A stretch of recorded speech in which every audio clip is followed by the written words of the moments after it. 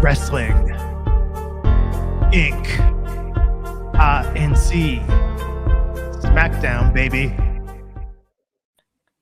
It is July 7th in this year 2023, and this is the Wrestling Inc. podcast. Why? It sounds like we're from the future with that voice effect there. I'm Glenn Rubenstein, joined by Jack Farmer, who's proudly living in the past, and NYC Demon Diva Issa tonight for our 7-7 Lucky Sevens edition of SmackDown. Welcome to Wrestling Inc. If you like the show, please like, share, subscribe, leave us a rating and review on iTunes, hit that bell notification, and send us super chats. We're going to get to them all throughout the show. So much happening tonight. The tribal court was in session. What's the difference between a tribal court and a tribunal? Who knows? But the tribal chief was there to defend himself. The Usos went to a local medical facility. Grayson Waller, the rocket keeps going in the stratosphere. All that and more to talk about on tonight's SmackDown. But before we get into that, Jack, what's up with the news?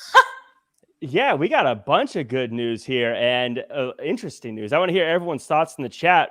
We're talking about All In, AEW, and Dave Meltzer is saying, at least on the most recent Wrestling Observer newsletter, there's a chance that All In could break the all-time verified attendance record set by WWE WrestleMania 32. I had to say WWE WrestleMania in case you thought I meant a different WrestleMania. True. The company has moved over 75,000 tickets, with 68,000 of those counting towards paid attendance, totaling about 8.6 million in sales. As of now, All In would be the 7th largest wrestling event in history, with nearly 2 months left to sell tickets.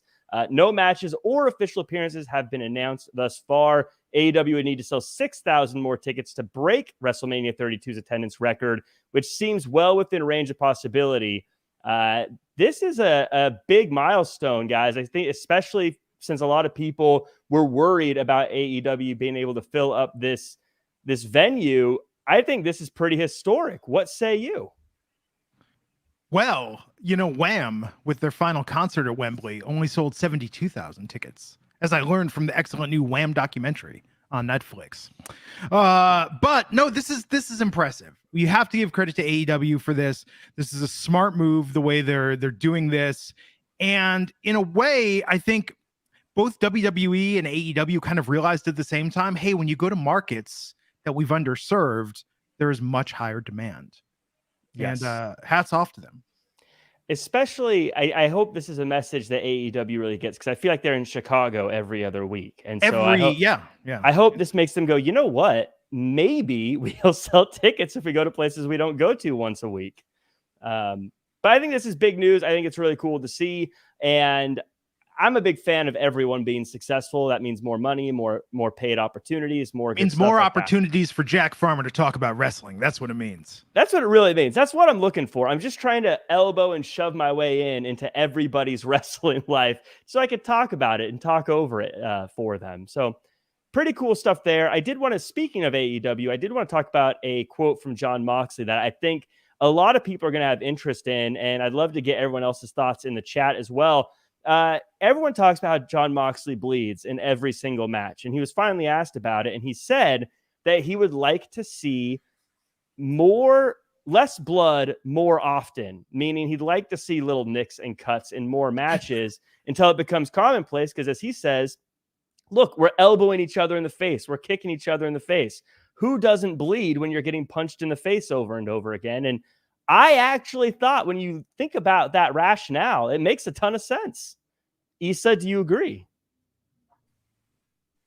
Not when it happens within 30 seconds of you getting punched. What kind of fight are you getting into? I mean, that happens in UFC. No, it doesn't, Jack. I've been timing this man's every week time that it takes him to bleed. Whatever. It's Moxley. He bleeds. It's part of the culture now. But if everyone did that more often, then would it not make pro wrestling feel more real? And isn't that what a lot of people want to see happen? No. Pro wrestling should be more fake. I think that's the key to getting the eyeballs back in the product. I actually kind of agree with you in some ways there. I loved Lucha Underground, and that was amazing, right? That was incredible. I love that show. And WWE now, every time they get a character where they're like, oh, the Fiend and Bray Wyatt has these powers. No, we're not doing weird magic stuff. Like Alba Fire and Isla Dawn are witches. No, we got to dial that back. Ramp that shit up.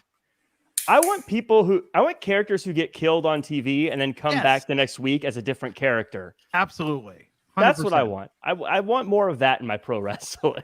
Yes, they need that. It will make things so much better if they amp it up. I mean, the realism is good, but I think the realism idea overlooks a key element, which is there is UFC, there is real sports. I have no shortage. UFC has like a paid event with more frequency than the WWE does. There is no shortage of watching guys beat the shit out of each other.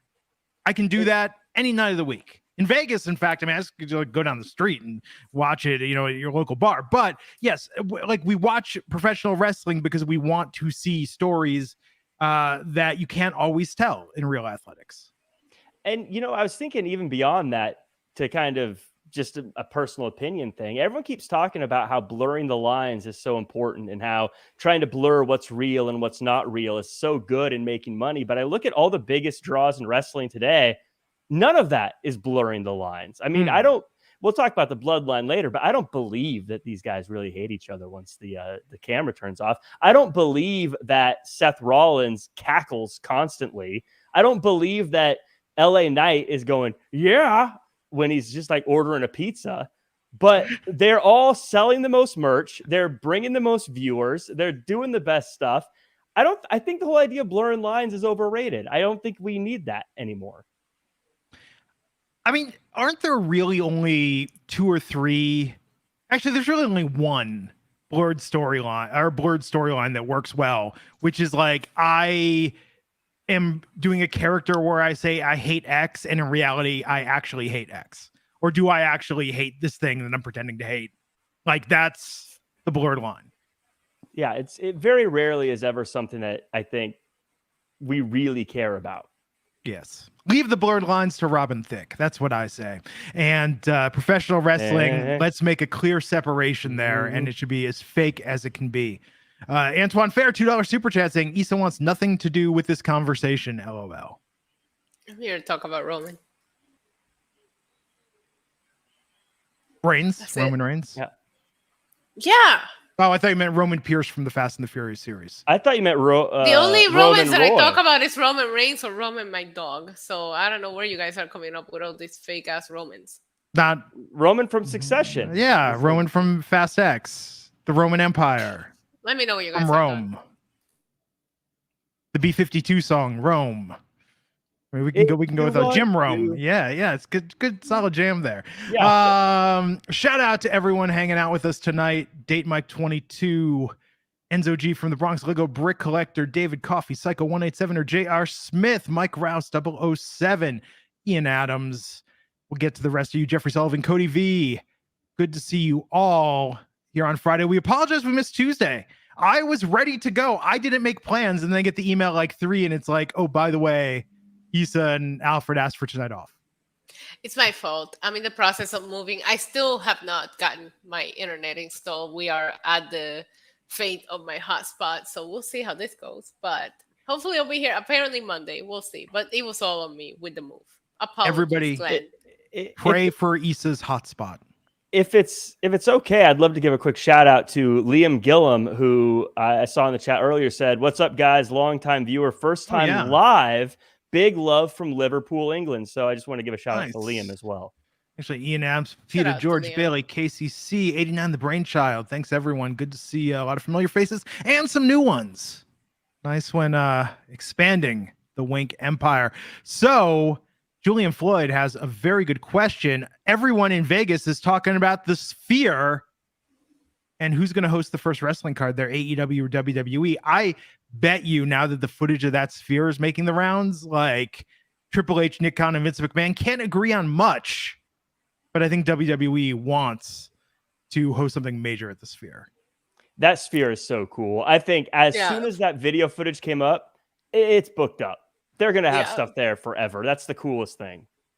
We were eating dinner like a couple blocks from there, and we were like, let's drive around and look at the Sphere a little more. Let's get a better look at the Sphere. Like, it's so cool. Is it cool in person, or is It's it really cool in person? The best footage, though, I retweeted it, is where you see the monorail going by and it's lit up like a moon. That was the one that I impressed saw me the that. most. I was actually your retweet that I saw. I thought it was So cool. cool. And they got the basketball up there for NBA Summer League. Now, I don't know how that's going to work for wrestling, though. It's really not a great venue for that. They would have to put the ring like on the stage. It would be kind of like what they did for Daly's Place for AEW, actually. Where they It use will the work. stage for It will entrances. work. They Yeah. will make it work. Yeah, it could be really cool though. But yeah, U2 is playing a series of concerts there that sold out, but now like massive tickets on the secondary market. So I don't know. Might have to find a way. Might have to find a way to go see that. But let's talk about SmackDown, Jack. Tonight, the Tribal Court, the trial of Roman Reigns. What did you think of this segment? Jimmy and Jay coming out. They were so excited. They were so happy to put Roman on trial tonight. Then interrupted by Paul Heyman and Roman, who had quite the rebuttal, even against the highlight reel of all the bad things he's done. This was such an incredible way to start the show. This was such an incredible segment. The Tribal Court has now become something. I know they do this with a lot of things where they'll say like Miz TV is coming up or the KO show. Forget all those. Cancel them all. Just make room for Tribal Court, almost like USA and Wings back in the day, where it's just the same thing over and over constantly. I loved this. I saw some people saying that this was like went on too long. I say didn't go on long enough. I say Friday Night Bloodline is the best show on television. There were so many moments where I oohed and awed, whether it be when Paul Heyman's like, only one person tells me to stop talking. And then Solo covered his microphone and Solo holding on to the Ulafala and not wanting to give it back and all this. This was everything. I know people say on social media, this is cinema, but man, this was so entertaining. I was thoroughly sports entertained. Fantastic way to start the show. Issa, were you bummed that you weren't called as a character witness?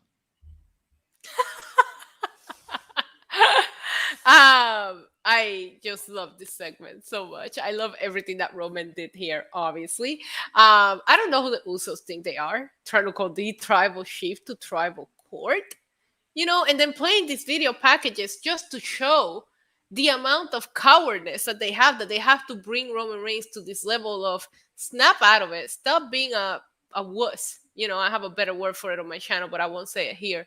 Like, these Usos are obviously not main event worthy. They can't handle the pressure of being there, and they need Roman to slap them right back to reality. The tough love from Roman Reigns. The video package only show how weak they are and how much they need Roman Reigns to remind them about the bloodline. And I love Roman saying, I don't need this. He doesn't. I love Roman saying, I was doing this way before I decided to include you guys, because he doesn't need them. He was elevated them. Why did Roman also mention he's never betrayed anyone? He's the one taking the shares to the back. Why are all these people doing this to Roman Reigns? This is completely the only reason why Roman Reigns should be on trial is if we're talking about being way too sexy. That's the only thing that Roman Reigns should be found guilty of. Everything else, he exceeds. You wish, Jack Farmer, you wish. Everything else he exceeds. I love the segment. At one point, though, there was all four of them. I love the visual because, like what Jack was saying, there was so many moments that at one point you see all four of them in a different corner of the ring, and I was like, when this fatal four-way happens, if we tell the story correctly, this is a WrestleMania main event. Like, it is. I absolutely loved it. I love when Roman did the whole crying thing, and I'm like, you guys can go watch Shit Plug on my channel. I'm sitting there screaming like, what are you doing? Punch him in the balls. And that's exactly what he did. I guess it wasn't really he doesn't have any balls, so you can't really punch someone in the balls when they ain't got any, but he tried. Great television. It didn't go on long enough, honestly. I loved it. I'm sorry, Jack. No, I was gonna say, I wanted to echo what Issa said as far as him talking about how he was big before the bloodline. I love that he said this. I love that he reminded us that he's been on top before all this started, because I also think it was a good reminder to the fans when he was getting those mixed reactions at best and he was dominating. There's a little bit of a reminder, like, I've been here longer than all of you have been. I've been doing this longer than all of you were here, a part of my little team. I loved every bit about what Roman did. And let's, in all seriousness, pulling out tears, incredible. The only question I was left with, and Glenn, I hope you're willing to answer this for me, because I know that you know your NXT as well yes. as your SmackDown. Who rocks a better crop top, Carmelo Hayes or Jey Uso? Oh, it's a tough one. I mean, Carmelo looks really good. So does Jay. Yeah, it's tough. It's a tough call. But Jay tonight, what did you think, Jack, of Roman being like, oh, you want to be the tribal chief? Fine. You want to be the champion? Fine. And the little fake out there.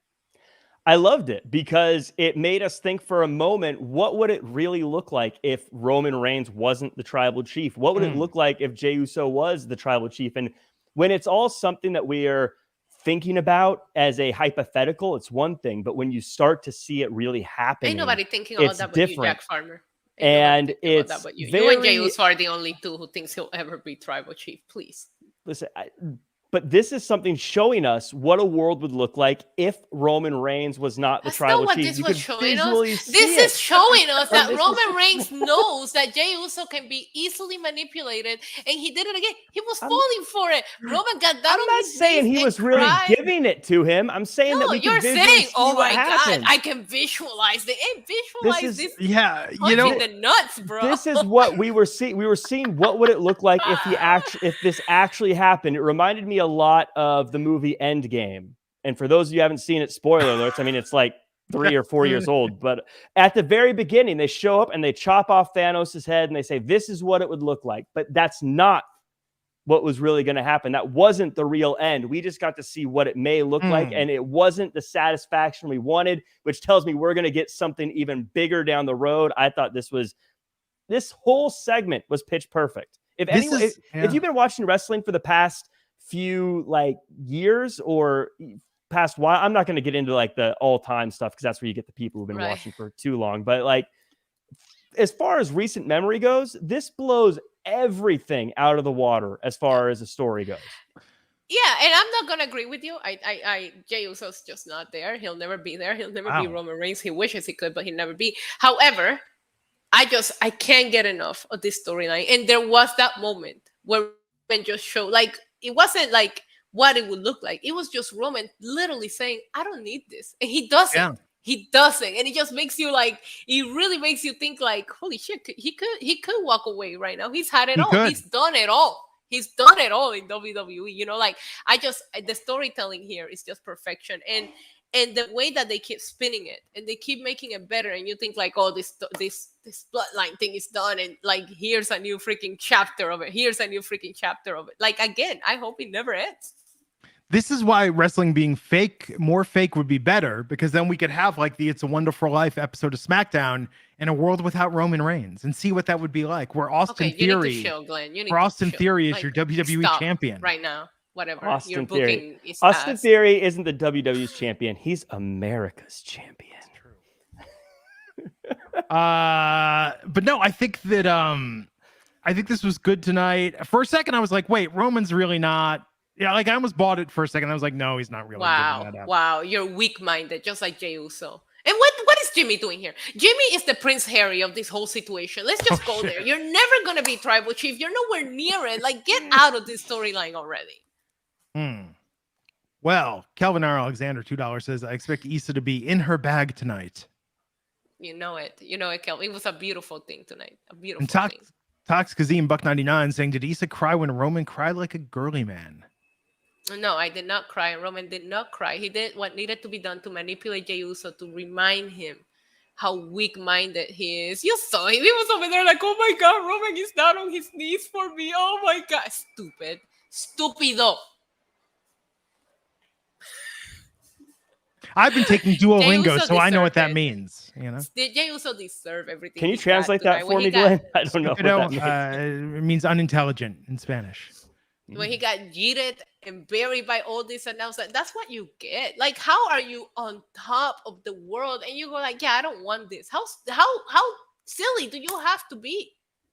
Well, Roman. Yeah, I'm sorry. No, to your point, Issa, though, the idea of giving it away being the tribal chief, like you said, you're right. He doesn't need it because in that moment, you realize if he didn't have the bloodline, he's still Roman Reigns. If he didn't have the bloodline, he's still got 3 championship belts just wrapped around him and his manager and everyone else. He doesn't need it. He's still that guy. 2020, beat up the Fiend, beat up Braun Strowman. He was on his own. He didn't have any of these guys. He looked incredible that night. He decided to include them in this chapter of his career. Gave them everything they ever wanted. He puts them in the main event of WrestleMania. What do the Usos do? They fail. They finally get put to the test and they fail. They lose to Sami Zayn and Kevin Owens. That's when they realize, that's when the Usos realize they crack under pressure. We don't want this bloodline stuff. This is too much for us. We just want to hang out and sing songs and talk about, oh, welcome to the Uso penitentiary. This is real life. This is main event. We're beyond your silly little promos, Jay and Jimmy Uso. Get out of here. You can't handle this level of greatness. Are you suggesting that the Uso penitentiary is like minimum security, like country club sort of jail? Oh, 1,000%. Interesting. It's not the kind of place that could hold a Dom Mysterio, that's for sure. No. Or a Tony D'Angelo, please. Nope. Yeah. Because Tony's going to be in there for a long time since Stacks manipulated him. I told you guys since day one, by the way. Told you guys since day one it was Stacks. Usos can't handle the pressure. The Usos can't handle the pressure, and it shows. Yes. So Tuesday, by the way, we will have to talk about that next. They couldn't even be born by themselves. They had to be born with company because they can't handle the pressure. You understand? Well, it took 2 of them to carry that load, Issa. Hey, I'm glad I wasn't the one with the low joke this time since I got so much crap about it the last time. But so Roman low blowed Jay, and then Jimmy got involved, and then it was the Usos versus Remember, Solo. he got no balls, so it didn't really. So all sorts of fighting, but then Jimmy was loaded in the ambulance. Jay following closely behind as they went to a local medical facility. Please refer to him as Prince Harry. Thank you. So, hell of an opening segment, 35 minutes long, 35 minutes short. This could have been Roman the whole show. Reigns is not here for 5 minutes. Roman Reigns is here for a long time. Kelvin R. Alexander for $5 is saying Jay is the one. Issa just needs to come to grips with that. The one what? Kelvin, I would love nothing more than to agree with you and tell you that Issa's wrong, but much like Tom Brady, much like LeBron James, we keep thinking that they're done. They're not done. They keep going. Roman Reigns is going to be here forever. I don't understand what the one means. The one what? The one with no balls? The one that's going to fail at SummerSlam? I mean, the one can mean a lot of things, Kelvin. So, yeah, maybe you're right. He is the one that's going to do the job to Roman Reigns at SummerSlam. And this historic title reign will continue. Good job being the one, Jey Uso. Way to go. I mean, we've seen it. Roman Reigns, Prince Harry had to come down and throw the towel because Roman Reigns was going to kill this man. Don't act like because it happened at the Thunderdome. You don't remember. I remember it. Jey Uso. You know what? Whatever, Kelvin. Thanks for your money. So I guess the question with Roman, so we're going to get probably a fatal 4-way, maybe a Survivor Series. We're going to get Roman, Cody 2 at Mania. Why are you talking about Cody? Why are you bringing, okay, Alfred? Who's good? But this is my point. He rematches Cody at Mania to get all the marks, hook, line, and sinker to think Cody's going to win this time. Then Cody loses again. I don't want to see Cody and Roman do it. Okay, but there's way too many possibilities here. Okay, so this is my point. After the Bloodline Fatal 4-Way, and that should be a WrestleMania. Okay, set Cody Rhodes aside. Who else does Roman fight then? What's the next chapter? Why are you talking about Cody? He just I'm trying to figure out the Why next are you chapter. putting Cody into this? There is no next chapter. The next chapter is the Bloodline. Okay. Please. But what about after keep that? Cody over there. Like, he's busy, like, I don't know, doing whatever the hell he does on Monday Night Raw. Frosting his tips. I don't know. Fat Matt with the question on everybody's mind. Where was LA Knight? Yeah. Not winning the briefcase, because don't you think I'm gonna sit here and not mention that I said Damian Priest since day one, and both of you guys were like, no. So please acknowledge me as being the correct predictor of who was gonna win the briefcase. Thank you very much. I can't believe that LA Knight, I don't know if you guys saw the numbers now, but he's like the 5th highest selling merch seller out in WWE right now. The guy never wins. The guy is always in these terrible situations. And somehow he's one of the most recited people in the crowds. People are loving him. He has nothing behind him except the sheer will of his personality. And he is making this work. I gotta wonder, why are they not just strapping a rock to this guy? You're talking about Cody Rhodes at WrestleMania 40. I say forget all that. LA Knight WrestleMania. Why are we trying to write some story that started 100 years ago? This is today. We're moving on from radio. We're moving on from broadcast TV. It's streaming. It's LA Knight. I say LA Knight at WrestleMania. All right, Jack, you didn't understand the assignment. I said acknowledge me for predicting Money in the Bank correctly, and you just started talking about LA Knight for no reason. So this is the part when you say you were right. They said Damian Priest. Damian Priest did win, not LA Knight. I mean, if you want to say it, I'll say it for you. I just didn't want to acknowledge someone who was copying Justin LaBar's pick. I wasn't copying Justin LaBar's pick. He hasn't even been. Where is Justin LaBar anyways? He hasn't even been here for like 3 weeks. So please don't go there. Here's the question: if I see names like Matt Morgan in the chat constantly, I can still talk about Justin LaBar. Hey, people just are don't bummed. say that, because you can. I have receipts all over my YouTube channel of when I said Priest was winning this. So good try, Jack Farmer. It's not gonna work. Yes, Glenn. Oh, no, I was gonna say, Jack, get used to it. It's been 7 years, and people are still bummed I replaced Sean Ross Sapp. So what are you gonna do? But the question, Such a Issa, is Priest versus Roman. Who are you rooting for? We're not gonna do that. First of all, everybody needs to chill. I'm tired of my favorites going against each other. Priest is gonna hang on to that briefcase for a little while. He's gonna go after the World Heavyweight Championship over on Raw. Please, I would not. You don't think Priest has what it takes to take on Roman? I didn't say that. I said I don't want to see my favorites fight each other. I already had to go through the emotional turmoil of Damian Priest against Bad Bunny. We're not doing this again. If he fires an arrow at Roman, does Roman catch the arrow? Oh my God, yes. That would be so hard. That would be pretty awesome. Wouldn't he light on fire if he caught the arrow? Isn't that no, you don't catch it by the end. You catch it by the stem, you know? Okay, Katniss, everything. So, okay, I want to talk for a second about this merch thing, right? I think that selling merch is important. But I could tell you that, I've been doing this podcast now for over 7 years as of this month. And I remember back then it was, oh my God, Bailey's like the second biggest merch set, like John Cena than Bailey. And it was like, oh my God, Enzo and Cass move all this merch. Oh my God, Rusev Day. They're selling this merch like crazy. I think selling merch The Fiend. Oh my God, people are buying the masks. So I think selling merch is important, but I feel like it's a stepping stone. This isn't LA Knight specific, but I'm thinking about this now in context.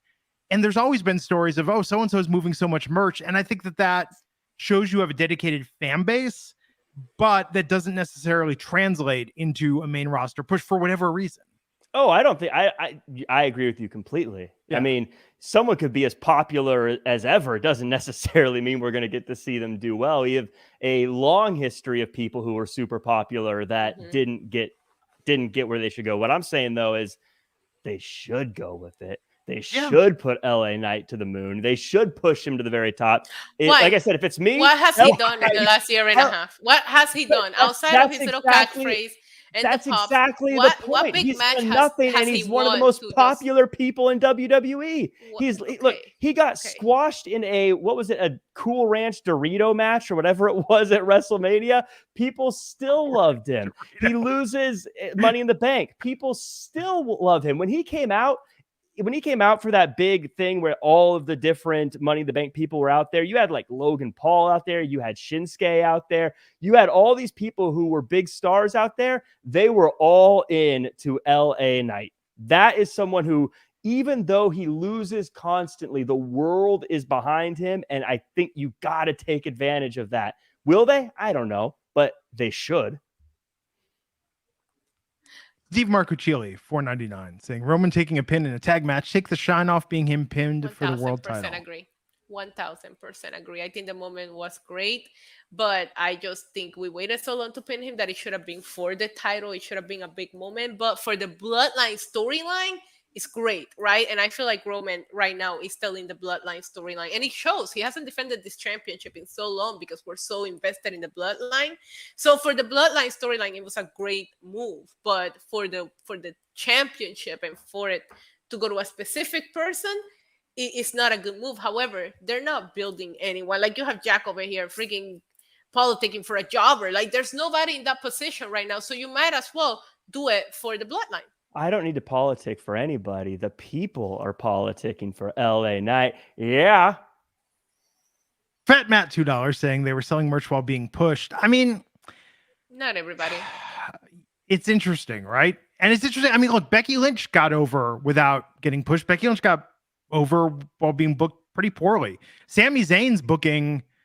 I mean, whoa. Becky Lynch was in the middle of a program for the world title when she started to get over.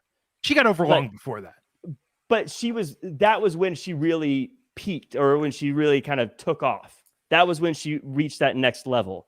LA Knight, never, like I said, he never wins, and he's always in these silly things, but his reactions are on par with the top people in the company who are given different opportunities, doing big things, having stories, getting wins. His reactions are right up there with them. What was the last thing that they had him do that allowed people to have a reason to love him? Maximum Male Models. That was pretty dope. It was Maximum Male Models, where he was a manager. That was how long ago? He's changed personas, and people are still so into him because of, like I say, the sheer force of personality that LA Knight brings. It's a wasted opportunity to not give him something massive. Like I said, I'd have him win the Royal Rumble. I'd have him go on to WrestleMania. You need to relax. I would change everything else that they've got going. But there's a difference. And so what I mean by this, and it's actually, by the way, for people who keep a score, this is me putting LA Knight over, comparing him to Becky Lynch, who got over massively on an organic level without a good program. But I was going to say there's a difference between that style of getting over despite lack of momentum, versus Heath Slater, who they were giving like a storyline in a program. It just went way better than they ever thought it would. You know? So it's like with LA Knight, they I think if they give him a little something, it'll go a long ways, which is why it's almost shocking. And I don't think people understand this. This isn't, at this stage in the game, this isn't me being critical of LA Knight or like, oh, I'm capping on LA Knight.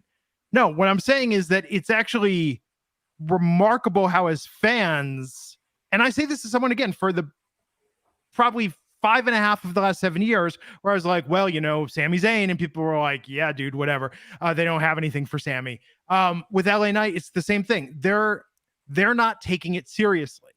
They like, so welcome to the club, LA Knight fans. Like, you can buy all the merch you want. You could chant all you want for whatever reason. Someone in creative just doesn't see him that way and isn't giving him, you know, it's hurts on a holiday weekend. They just do not have a vehicle for him at this time.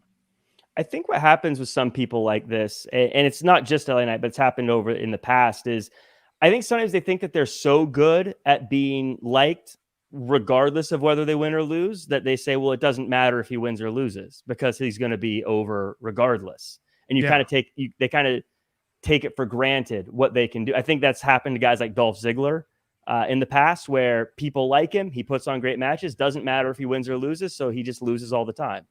Unfortunately, that eventually erodes them. And then eventually just like, I don't care.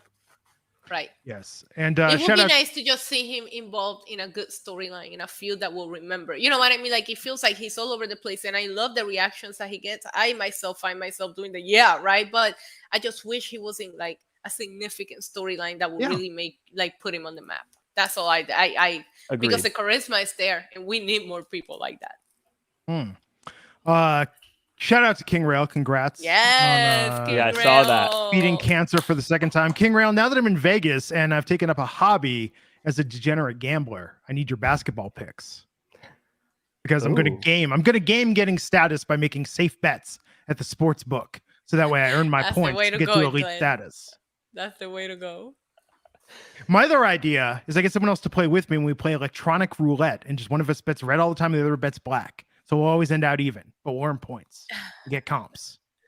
Got a plan. Yeah, you get all those nice ass hotel rooms too when you get to that. That's the key. Man. Let's That's the go. key. I'm Glenn. gonna live like a high roller on a budget. But congrats, King Rail. Very, very happy for you. I couldn't be happier. Yeah, King Rail on that Roman Reigns level now. Yes. Tuck Graph, I don't know if this is literal or you're making an analogy. So I think we it's just both. had to be like really close. There we go. Is that better? See, it's so funny because every other show I'm on, like Justin and Jimmy, they're way back here. So I keep pushing my chair back further and further. Glenn, your head looks incredible tonight. I get that a lot. So let's talk about Austin Theory versus Sheamus for the United States Championship. And Austin Theory here 3 days after America's birthday. Austin Theory holding it down against Sheamus. For America. For America. And Pretty Deadly interfered. The Brawling Brutes interfered. I thought that Austin Theory proved once again what America is all about, and that is standing up for yourself and defending your championship. And I think that Pretty Deadly showing up to help him out shows that they agree. And I would never disagree with the Dandy Highwayman. Would you, Issa? So you're saying that America is about using other countries to their benefit because they have Pretty Deadly from the UK come out here and help? I mean, just quoting you, Jack. Austin Theory defending America, yes, one match at a time. Today made America proud. Austin Theory, as a red-blooded American, I'm proud of your efforts tonight. You got the win again, showing how great America They is. have got to do something with Austin Theory. I'm just gonna say it. Like there's no essence to whatever he's doing right now. Yes.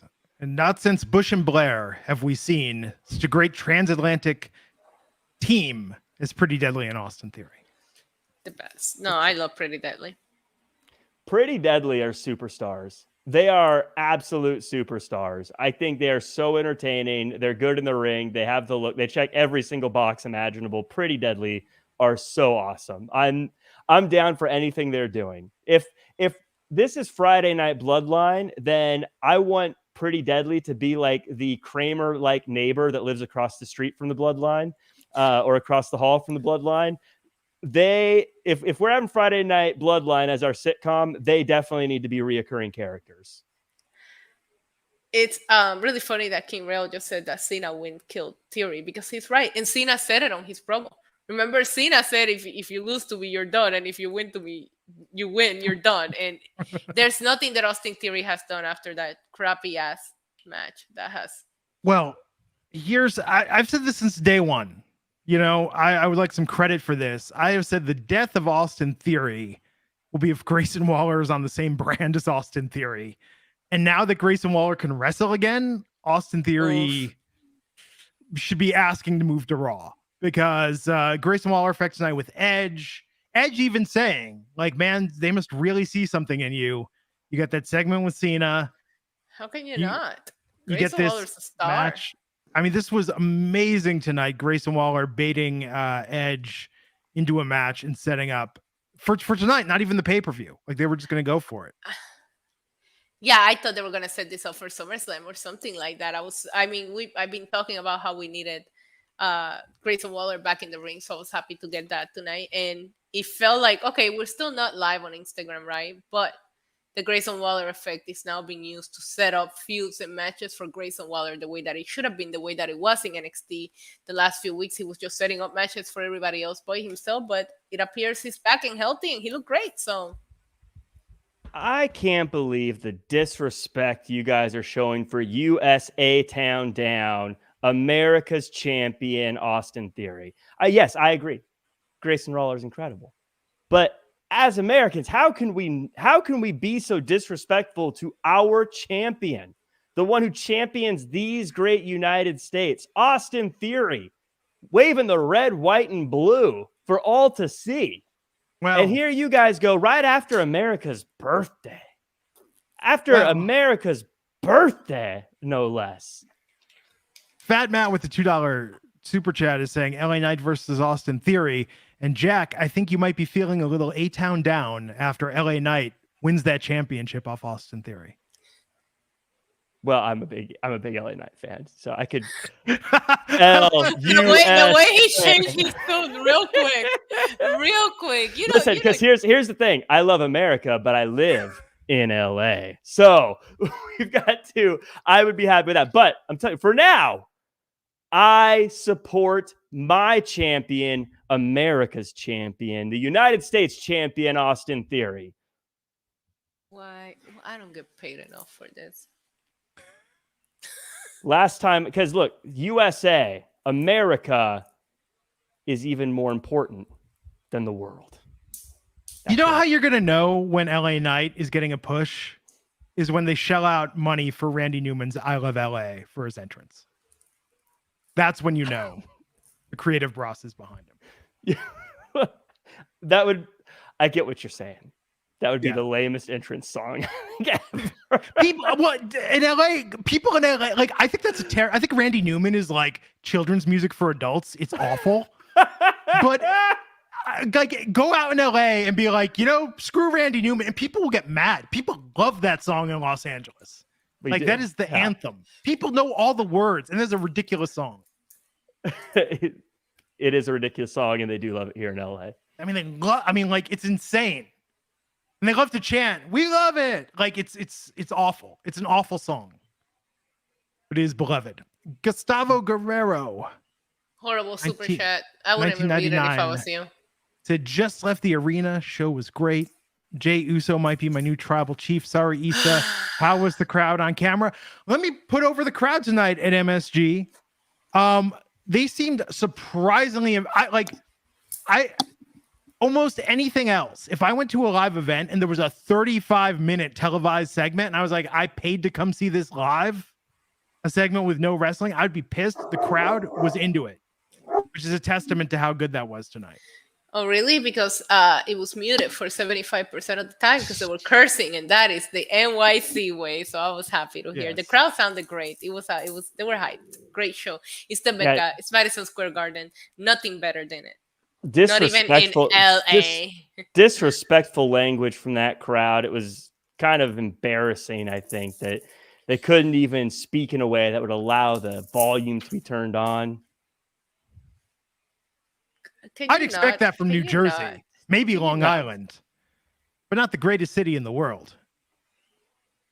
You guys are giving soy boy energy. Please stop. Stop it right now. Talk. Don't they know that they're on live TV? Why are they using that kind of language? Come on now. New York, you're better than that. Let's talk about AJ Styles with Michin versus Karrion Kross with Scarlett. Karrion Kross's hair has now reached the point where he looks like he could be playing drums in an emo band. Yes. Now he needs to come out to My Chemical Romance. Yes. He looks like, you remember, because you'll see the drummers normally kind of buff because they're like beating on the drums all the time. And you look like, wow, you're really buff for a dude in an emo band. Like that's how Karrion Kross is starting to look right now. Just like, but no, look, they should make it a storyline that he keeps losing until he realizes that if he cuts his hair, it's a reverse Samson. And that's his strength, is the shaved head. So he should be in like an opposite hair versus hair match. Like if you lose, you have to keep growing your hair. AJ Styles like, sure got you, Karrion. That was the best AJ Styles impression I think I've ever heard, Jack. It's kind of a short match. AJ won with the help of Michin taking out Scarlett. AJ's hair looked great. Yeah, it does. I mean, I want to argue with Esau on everything, but I can't argue on AJ's hair. I think that's just an undeniable, irrefutable statement. But I will say this with I feel like AJ Styles, we talked about LA Knight and what he's doing. AJ Styles is truly one of the best pro wrestlers you're ever going to get to watch. And it feels like he has been just, I don't want to say treading water, but just not like, it seems like he hasn't really done anything or been in a program of note in so long. It Yeah, feels since like he's they always pair in these him with like Omos. one-off things. As soon as they put him with Omos, nothing has ever felt the same for AJ Styles. Right. And he won the tag titles with Omos, and nobody, like, it was so unmemorable. It feels like he's always in these like, we're going to put you in this little mini feud for now. You'll do this for a few weeks. And then when you come out of it, we'll have something for you. I don't know if that's what they're saying, but like, he's always just in these things that like, yeah, it doesn't hit. I think there's a what if, because I do think they were going in a different direction with AJ when they split him from Omos, and then he suffered that ankle injury. I do think AJ was on his way to a push, just based on the stories and the things that he was doing on TV back then. I mean, they got him back with the club. We got the club back. But yeah, nothing has felt of importance. And I personally, I mean, I wouldn't mind seeing him run a program with Roman again. I thought the program they had back in 2016, 2015 was great, and they're such different characters nowadays. Like I would love to see something like that. But I mean, I'm never gonna complain to see AJ Styles, but I do agree. I feel like he could be doing so much more. I think this feud has hurt both of them. I mean, I think I just real quick as far as AJ Styles goes, I agree with Issa there too. I think him and Roman would be fantastic, and I could see that on one of those PLEs that maybe isn't a Royal Rumble, you know, but you still need a good match that's going to be interesting. And that's no offense to AJ. It's just a matter of Jack, you should be like Nick Khan's man that goes and explains to the talent and be like, this would be great, you know, for one of those PLEs that isn't the Royal Rumble. Don't mean nothing. I mean, it's still going to be good. No, we're going to Indianapolis.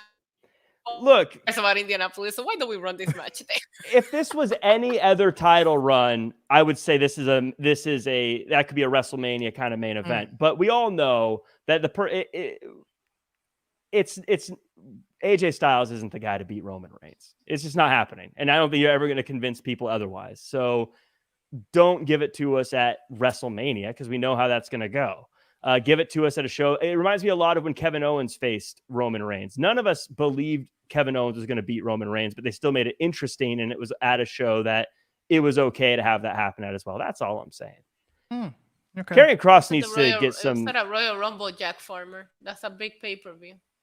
But one of the many times. I mean, they faced each other so many freaking times. The world title match at the Royal Rumble isn't usually that important of a match, though. Yeah, but it'll still close the show if they don't have any big surprise for the Rumble. Yeah. But that said, Karrion Kross, I'm a fan of Karrion Kross, and I think that they could do something with him, but it does feel like he's sort of, much like AJ, sort of treading water. Like he needs something to really hook us as an audience, and I don't think it's happened yet. Wait, I don't know what cards. Tarot cards aren't doing it for you. No, not a tarot card guy. Okay. not into tarot cards. Just checking. Unless they say positive things about me. What does this card mean? Yeah, a tarot deck of positivity. They're just all positive tarot cards. Like all the negative ones, like this one has swords on it. That looks dangerous. Yeah, let's get this one with balloons. Wait, you guys need to do that in person when you're together. You see, you need to do like a tarot reading for Jack, and like, but it's all really positive things. Like, get rid of all the scary looking ones. Only like positive, happy looking ones. Yes, it's like this is the card of impalement. Oh, well, that's you breaking through to the next level in your career. Yes. That's actually funny. Yes. Asuka interrupted. This was really cool how they did this. I wonder if this is going to become a fatal four-way. We've been talking about Bianca Belair versus Charlotte Flair versus Asuka for SummerSlam. I mean, based on this tonight, I think Io could easily cash in on that match. She went to cash in tonight, blindsiding Asuka, but before Bayley could cash in, she was attacked by Bianca. And then Charlotte Flair, coming out looking literally like diamonds, caught Io Sky. So this was a great way to really broaden the women's championship picture on SmackDown. But Issa, what did you think of this segment? I actually kind of missed the majority of this segment. I was having some issues with my stream, so I kind of caught it towards the end. But I wouldn't be opposed to the idea of this being a fatal four-way. I think that this Asuka run has been booked so much interesting than what they're doing with Rhea Ripley over on Raw, because when you look at the list of contenders that Asuka has right in front of her right now, with Bianca, Charlotte, and now Io Sky. It just seems so incredible compared to what we're doing over on Monday Night Raw with Rhea Ripley, which I do understand that she put on an incredible match against Natalia, but that match should have not come after her pretty much squashing Natalia like 2 times in a row. Like, they should have put that match when they first faced each other on pay-per-view, So it's just, I am fully invested into this. I'm invested into what they're doing with Bianca. I'm invested into Charlotte seeing a title and coming back. I love Io Sky. I miss Money in the Bank. Everything about this, at least for me, is working right now. Jack? Yeah, I agree. I thought this was a really fun segment. The only negative takeaway I have is I don't remember why Asuka was what this was supposed to be before it all broke down. She was just coming out. No one is ready for Asuka. She just wanted to come out and remind everybody that no one is ready for Asuka. Oh, well, in that case, it looked like a lot of people were pretty ready for Asuka by the end of this one. But what I did like about this, obviously, anytime, this is what makes Money in the Bank such a fun concept, is it really felt like Io was about to cash in, especially since historically the women's Money in the Bank gets cashed in within a week or two anyway. I think she's like the second longest person to hold it at this point now. I could be wrong about that. It was her and Carmella who held it for like 287 days. Yeah. Every other woman has cashed in the day off. And of course, we had the Asuka situation where it wasn't necessarily a cash-in. She was just kind of handed the title inside the briefcase, but that was the next day. Outside of Carmella, nobody had held it more than 24 hours. Yeah, I love when Glenn randomly starts laughing for. No, because I'm just remembering that segment where Becky handed the thing. The belt to Asuka, and for a second Asuka's reaction was like, Asuka's like, wait, I'm the champion, I'm not becoming a mom, right? Like, you're becoming a mom, but I'm getting the championship. Right. I was remembering Asuka's reaction. Oh, thank God. Yeah, really funny. The whole thing was weird because like Becky was like, I'm going away for a little while to be a mom, and you don't know how Asuka needs to react. Like, she congratulates Becky, she's gonna celebrate being champ. The whole thing was weird, but it was such a good segment. Becky's back, but regardless, that's how that cashing went, and that was the next day. Everybody else has cashed in pretty much the night off, outside of Carmella and now Io. One of the things that makes this segment great, and Glenn, you alluded to it, is that for me, it solidified who our top tier championship contenders are, and there's a lot of them, and I could see all of them winning it. I could see Bianca get the win. Charlotte is always a threat. Bayley was out there. Io's out there. That's months of storytelling you could build off of right there, and so this was a fantastic segment. Plus, it was fun because, again, the threat of the Money in the Bank was definitely looming, and I really thought they were about to cash in. I thought that Io was about to win, to be totally honest. So yeah, I was like, fun. This is a weird fucking swerve to do when everyone now is saying this is going to be a 3-way match at SummerSlam, and I was like, oh, this is I hook, line, and sinker thought that was going to happen. And I loved how Bianca stopped Bayley from handing over the briefcase. This was a cool segment that got a lot done in a very short amount of time. Yes, I'm an advocate for more women's wrestling, and I would have loved to have had a full match tonight, but this was like just an economy of minutes from a storytelling perspective. Right. And I think that's a better thing. I mean, I agree. I like it when people get their TV time, don't get me wrong, but I also think that this was great in not dragging out something that didn't need to be drug out. It was a bing, bang, boom, lots of excitement, lots of action, and first rule of entertainment, leave them wanting more. I want more. I want to see what the follow-up is, as opposed to, oh, this got drug out and now I'm over it. Well, so what was interesting about Edge versus Grayson Waller that followed this is I was pretty sure Edge was winning this. But I like that they let this go long enough to let Grayson have a match, like his first match on SmackDown, but they really let him show what he can do. This wasn't a squash. This wasn't a humiliating defeat for his debut match. Like, this is as much as I've ever seen somebody put over while losing. I mean, it wasn't like Sami Zayn versus John Cena in Montreal, but this was still very much putting him over in a losing effort tonight. Yeah, I think this whole thing wasn't about Edge. It was about Grayson Waller. Absolutely. And it was about showing the world that he is a big part of WWE for the foreseeable future. The Grayson Waller effect is he's always entertaining on that. He's always entertaining on the microphone. The fact that he cut off Edge to tell everyone he's retiring, just chef's kiss of being a jerk. I loved that. And Edge, I got to give him his flowers as well. The way he said that you swam, kid, or something like that. Yeah. Also that was nice. adding to say, like, dude, you got it. You are that person. We're ready for you. This laid the groundwork for Grayson Waller. I think the only thing he needs left now is to make sure he gets into a program that keeps him on TV for a reason instead of just random Grayson Waller effects. If he gets that, then he's had everything he needs to take off and be a huge success. Yeah, I'm a big Grayson Waller fan. I think that whatever feud you put him into, now that we know that he can wrestle, I thought he looked great tonight against Edge, even in defeat, but you have got to put him in a winning feud. I know not everybody that's watching SmackDown watches NXT, but his track record in NXT was not very good. Now, there's no shame in losing to Edge on your debut in Madison Square Garden, right? Like, what a way to debut, like to have your first match on the main roster for Grayson Waller. There is a machine behind him. You can just tell in the way they're booking him and all this, but what I would really love to see as a Grayson Waller fan is him being in a winning feud. He didn't have one in NXT for quite some time. That I thought tonight was a great starting point for him in SmackDown. Now I just need to see him win. So let's book some W's for him. Yeah, my great fear with him is that he's going to end up doing kind of like how Miz has become, where he just does Miz TVs and he doesn't really have kind of like LA Knight. He comes out and says, "Yeah," and then loses. Yeah, I know. Well, LA Knight doesn't have a show. That's what it should be in the Late night with LA Knight. We're just I love LA. That's actually a great name. That's actually a great. I love LA with LA Knight. Both of those names, I would sign up, but we don't need another talk show. No. But Austin Theory should already start thinking about what his next gimmick is going to be, because Grayson Waller is the one where he's America's champion. Oh my God! Stop! Make it stop. The thing with Grayson Waller too, that John Cena segment is one of the most random things. It was horrible. I've ever seen on WWE. I know we didn't cover Money in the Bank because of the holiday weekend.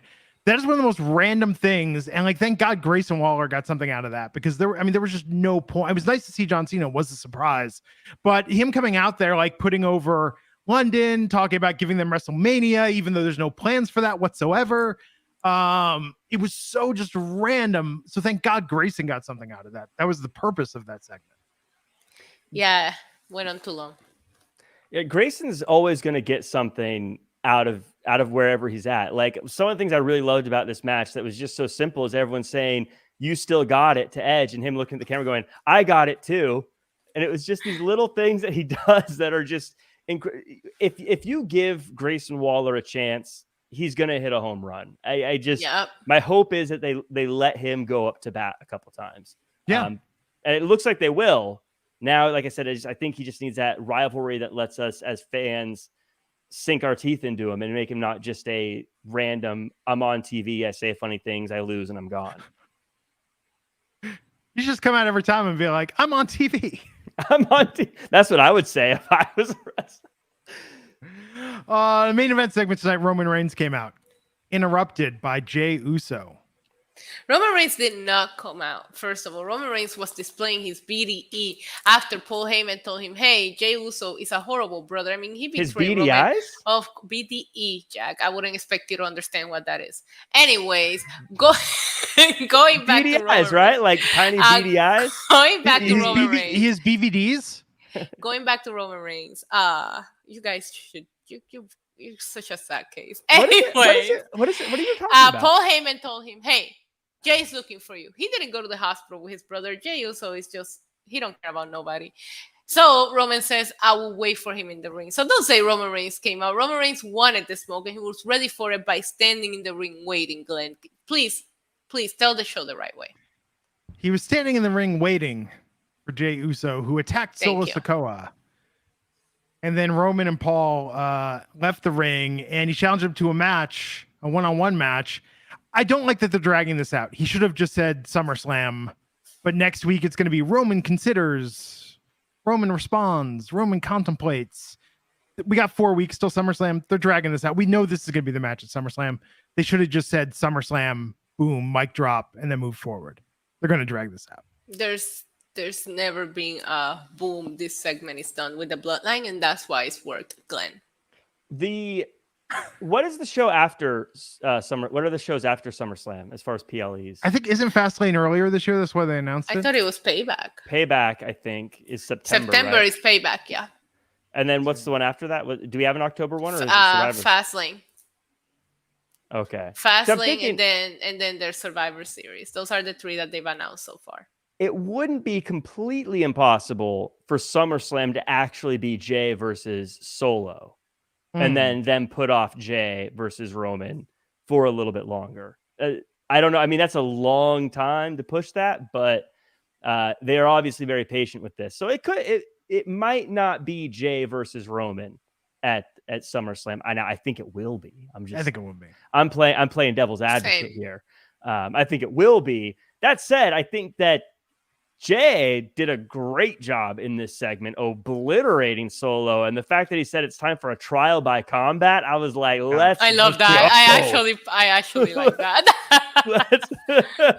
Yeah, I was like, "Let's go!" I am signed up. But this is again what makes the bloodline thing so good, and I think I want all of wrestling to take notes from this. Is how it's a story that is always progressing, but they're always leaving a little bit more meat on the bone for us to get to. And there's always, and I know sometimes the cliffhangers suck, like Glenn, as you're saying, we know what the match probably is, but they always give us like a cliffhanger. Like I have to tune in next week to find out, which is what all good television does. And I think this is a formula for pro wrestling. I think sometimes we forget pro wrestling is a TV show, and that's what makes this great is it's like a TV show. Yeah. Yeah, and there was also the point of the storyline of Roman kind of like walking away and letting Solo, handle business for him. I think with the uncertainty, I don't think that I ever known where Solo stands. There's just something about the Solo Sikoa character that even from day one, when he showed up at Clash at the Castle, he's just never seemed fully trustworthy or with Roman Reigns, and he does these little things like Solo is the underdog of the story. He's not getting talked about enough, but at some point, when are you gonna, realize things? He took all this beating tonight, and at one point, he's in the ring with Jay, and Roman is already up the ramp. Yeah. So I'm just loving everything about this. So yeah, I'm in. I don't think they're gonna announce the match immediately, and there's so many equations to this bloodline storyline that I do expect Jay and Roman, just because we've seen it before. I don't think that we'll put this one off, but I do expect them to take a couple of, we're gonna go on we're gonna take the panoramic scene before we get to the end result with this one. Yeah, they're definitely going to take their time with all of this. And so I like to go back and all the different people that we thought should have beaten Roman Reigns and that we thought at the time, this should have been the guy. I mean, going all the way back to Cardiff and Drew McIntyre and everyone like, it should have won the title then. And we were so upset, but I look at now and think, man, they were right every step of the way. In your because I never, ever said anybody, and I still believe it. So please do not. Oh, I wasn't backing Drew McIntyre in that one either. I'm just saying there was a lot of people who were upset. I mean, there was a lot of people. It should have been Sami Zayn. I think we can all agree on that. I knew you were going to say that. No, we can't. And I was not in that train either. Glenn. I knew you were going to say that, Glenn, too. And I think there was a lot of people who felt that way. But I think if you look back, it's the right decision that the title's still on Roman Reigns. It's always been the right decision. And that's how it's going to stay forever. Thank you. Mia Lee Buck99 asking if did we see NXT Underground so good? We're gonna have to watch that before Tuesday to talk about that NXT Underground match. Yeah, I'll have to check it out. I hadn't watched wrestling all week till today. Certain things I will always refer to a certain way. I will never call it a Hurricane Rana. It is always a Frankensteiner to me. And I will never call it NXT Underground. It is Raw Underground, regardless of what show it is on. Doesn't matter what brand it's on. Doesn't matter what show. It's Raw Underground. That's what it's called. I'm with you 1000%. I will agree with you on this one, Jack. Maybe Shane O'Mac owns the name to Raw Underground, and they can't do it without him. Shane O'Mac needs to be there, too. And he can fight. He can fight at Raw Underground for the rights to the name. Shane should be there, and Omos should guard the door 100%. Yeah. I love Raw Underground. I don't care what anybody says. And there should be a ton of illegal gambling with Stacks telling everyone about it. We don't like Stacks in this household. Stacks is going to run the city. Stacks is the new boss. So there you have it, everyone.